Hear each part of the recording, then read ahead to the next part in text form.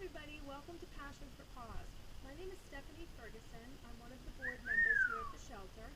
With me is Nick, who's getting a little sunshine this afternoon. I'm going to be doing a shelter tour, but Kathy and I are here by ourselves today, so Kathy's got to go do medications. So I'm going to take the camera over and I'm going to walk you through the shelter myself. So Nick was adopted last year, but unfortunately, his family had a medical emergency and they had to return Nick to us.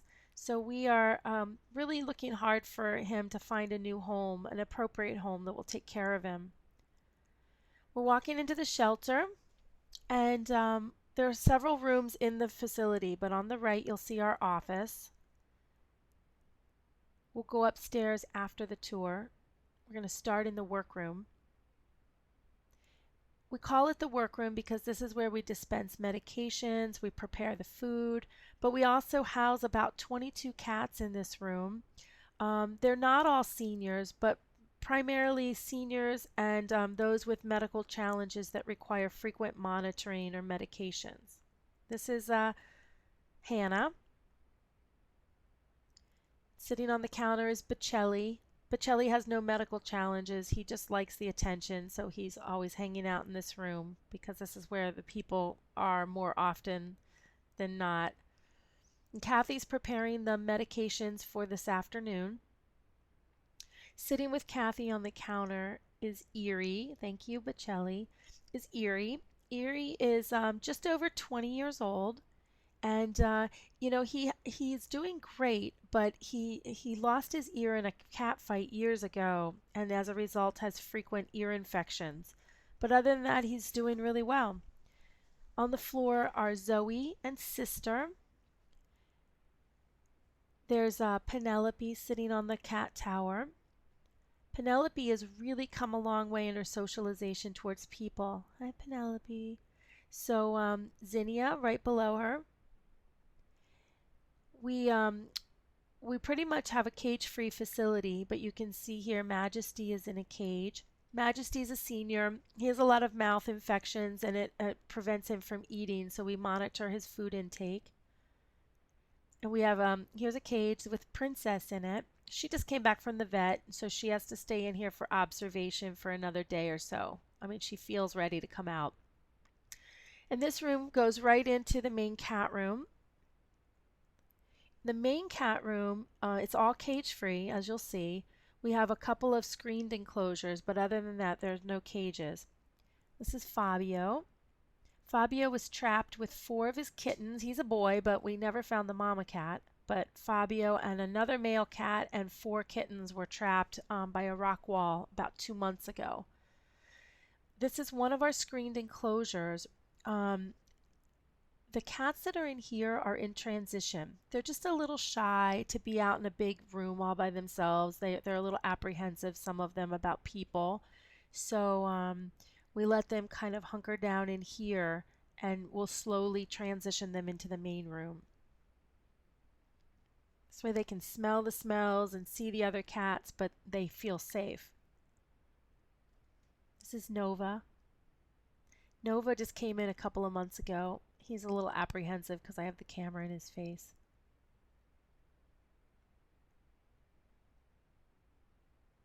So the room houses about 25 cats. It has capacity for more, but it all depends on funding and whether or not we can afford to take care of those cats. This is Binks. Hi, Binksy. Here's Andre. Andre is Bocelli's brother. And Andre is the one who had the emergency a couple of months ago when he was adopted. That's the cat door going out to our screened enclosure. This is Elsie. Elsie just came in a couple of months ago with Nova. She has come so far in her socialization. So Andre, interestingly enough, he escaped through a broken screen in a window 3 days after he was adopted. And he spent 5 weeks lost in the Thompson wilderness, stalked by bobcats and coyotes and fox and fisher cats. And it was an amazing effort on our part, but we got him back. And interestingly enough, he came back friendlier than when he left. So while we ended up bringing him and Bocelli back to the shelter because we just didn't feel that the home was a safe environment for them, Andre, in the 5 weeks that he was alone in the wilderness, decided he liked people. So, I mean, look how friendly he is now. So, both Andre and Bocelli are back on the market looking for a home. And this is Missy. Missy's one of our seniors. Last year, we received a great donation of 10 Corunda cat towers. So you can see now that we have climbing structures and we have an opportunity for some of the shyer cats to climb up and be out in the room, but also be protected from reaching hands. So this is Izzy.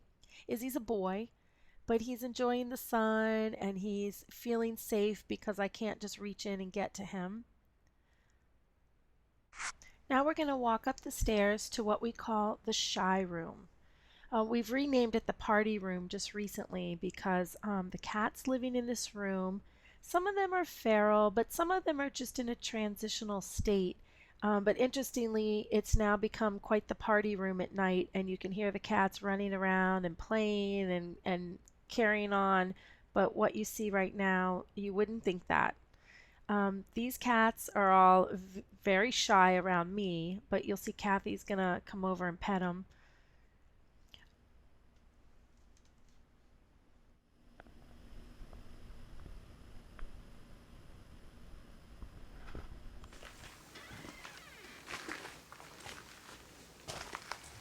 This was built entirely through donations and by the help of volunteers.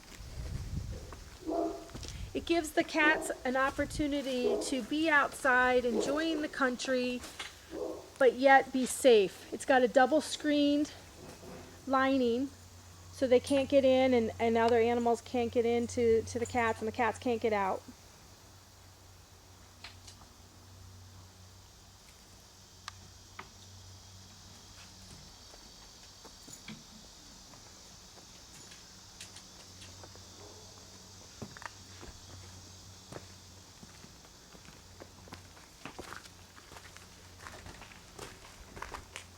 Passion for Paws is located on a 50-acre parcel abutting a 300-acre conservancy.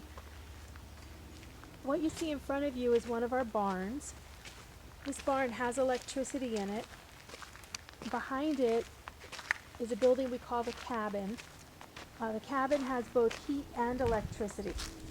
We're able to, in an emergency situation, relocate all of the animals from within the shelter out here to these two outbuildings. We also have local volunteers who are willing to house our animals in an emergency situation if we need that.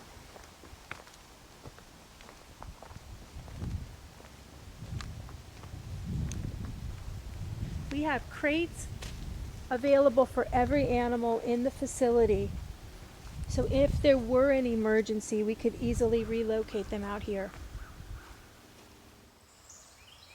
You're looking at a wetlands, a natural wetlands on the property of Passion for Paws that is linked to the open water space that you'll see in a few moments. We try very hard to preserve this space. Passion for Paws does not use any toxins or pesticides. We believe in protecting our environment because this space here is a breeding ground and natural habitat for nesting birds, beavers, otters, and other wildlife. And it's a natural flow into the waters that you're going to see in a few minutes. This is the open space that I was telling you about when we were at the wetlands. And what you're looking at is the reservoir, and this is where the volunteers bring the dogs to swim in the afternoon. They're not with me today only because I'm here by myself.